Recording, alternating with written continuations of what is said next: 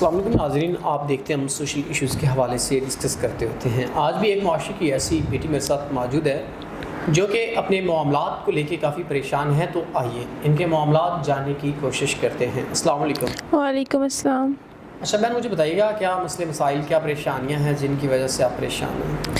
میں نے اکثر معاشرے میں دیکھا ہے کہ عورت کو تحفظ نہیں ملتا، عورت کو وہ عزت نہیں ملتی جو اسلام نے عورت کو دی ہوتی ہے۔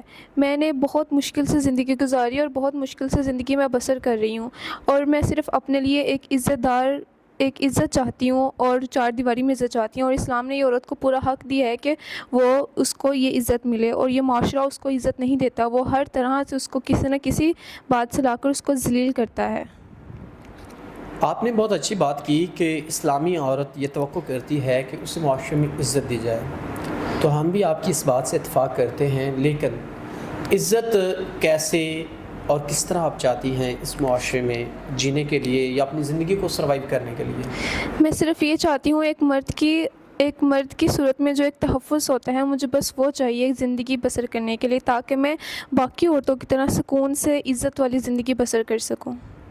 ناظرین، بہن نے واضح طور پہ بتا دیا کہ نکاح ہی ایک ایسی چیز ہے جس سے عورت کو تحفظ ملتا ہے، وہ اپنے آپ کو مطمئن سمجھتی ہے، محسوس کرتی ہے اور کمفرٹیبل محسوس کرتی ہے اس سوسائٹی کے اندر، اپنے روزمرہ کے مسائل کے اندر۔ اسے پتہ ہوتا ہے کہ میرے سر پہ ایک سایہ ایسا ہے، میرا ایک محافظ ایسا ہے جو میرا تحفظ کر سکتا ہے۔ تو ہم امید کرتے ہیں کہ نیک انسان ان کا تحفظ کرتے ہوئے، اور ایسی بہت سی بہنیں ہیں ہمارے معاشرے میں جن کی زندگی ان کی طرح ہے، تو ان کو اگر آپ سن رہے ہیں تو آپ کو چاہیے آپ کے قریبی یا آپ کے ارد گرد جو بھی لوگ ہیں، آپ ان کو تحفظ فراہم کریں نیک نیت سے۔ تو اسی ساتھ اپنے میزبان محمد احمد کو دیں اجازت۔ خدا حافظ۔